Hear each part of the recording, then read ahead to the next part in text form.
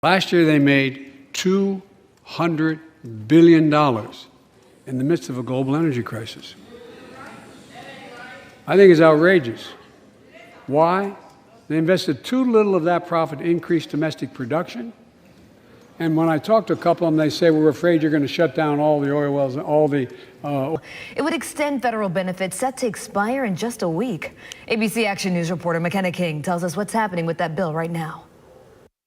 March 14th, that currently marks the end of the federal pandemic unemployment compensation, unless Congress passes that third stimulus bill and gets the president's signature by the end of the week. Hard to believe at this time last year, Americans had about a week of normalcy left before things started shutting down. There is a new fourth stimulus check. New important bills have been proposed. Under this, Americans may be eligible to receive $45,000 at a certain age. Some governors are also pushing to approve new $2,000 payments for the low income. And now, newly introduced legislation could provide some Americans with up to $45,000 by the time they turn a certain age. Earlier this month, the Democratic senator and representatives have announced they plan to reintroduce the American Rescue Plan Opportunity Accounts Act. In a statement, Booker's office said that Senators Booker and Representative Ayanna Pressley have reintroduced the American Opportunity Accounts Act.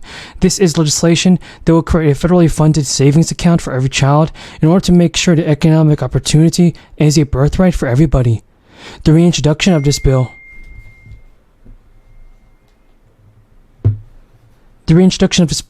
comes as the inflation rate has decreased since the high of 9.1% back in June. However, the current annual inflation rate is higher than 2% target rate outlined by the Federal Reserve. Now, under this bill, a family of four with an income of less than $25,000 will receive the federally funded account and would reach $46,000 by the time the child turned 18. For a family of four with an income of less than $56,475, the account is estimated to reach $12,000 by the time the person turns 18. The senator has told Newsweek that Americans today are having a harder time accessing homeownership, higher education, and a secure retirement than their parents did just a generation before them. This bill would fix the broken tax code by providing every American child with a startup capital for their life, and helping to drive down the wealth inequality that holds American families back from their full potential. The Pennsylvania governor has also continued to push for $2,000 relief checks to help every resident with prices at the grocery store and gas pump. The governor has called on the state's General Assembly to pass his Pennsylvania Opportunity Program, which would provide $2,000 payments to households that earn less than $80,000 per year. If it's passed, it's estimated that the program will receive 250,000 applicants, and which would cost them about $500 million. The governor in a social media post said, "We have these funds available. It's not fair to withhold them from taxpayers."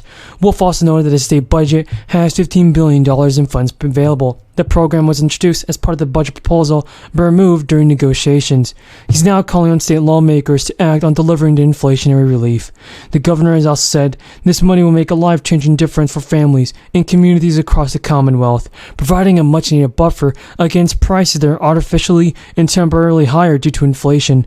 So, let's put the money back into the pockets of Pennsylvanians. A Natural Resources Committee has been meeting in recent weeks with Chuck Schumer to try to come to terms on a slimmed-down reconciliation bill. Manchin has been convening a bipartisan group to discuss a potential energy and climate bill. A Manchin spokesperson said the West Virginia Democrat continues to work with his bipartisan colleagues to find solutions that address our nation's climate and energy needs.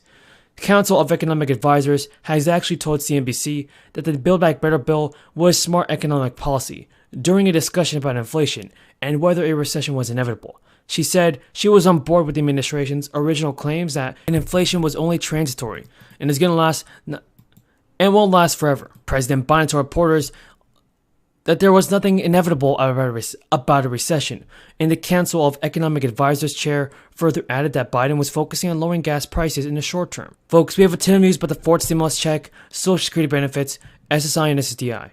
If you have any questions about this, feel free to leave them in the comments below. Stimulus programs are going to be approved very soon, and will stimulus checks be automatically deposited? Well, the bad news is that inflation just keeps coming.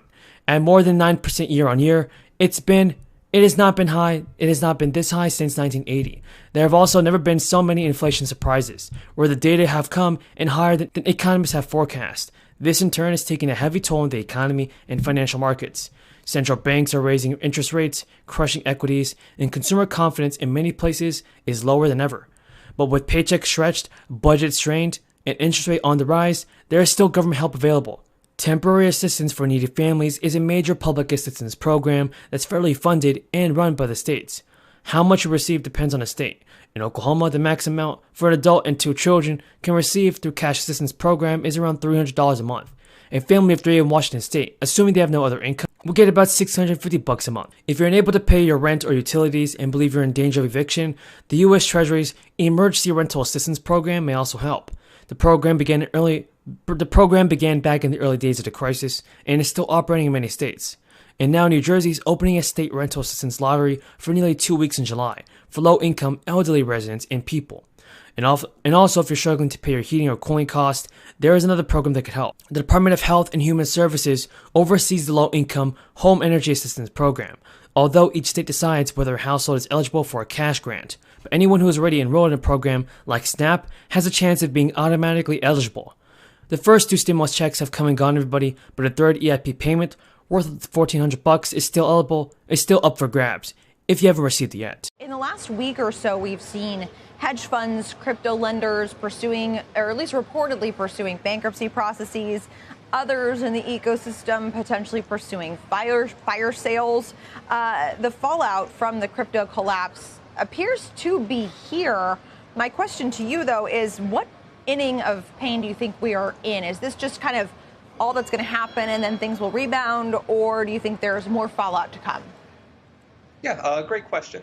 I think that at least in the centralized organization space, there's potential for the unknown due to the lack of transparency.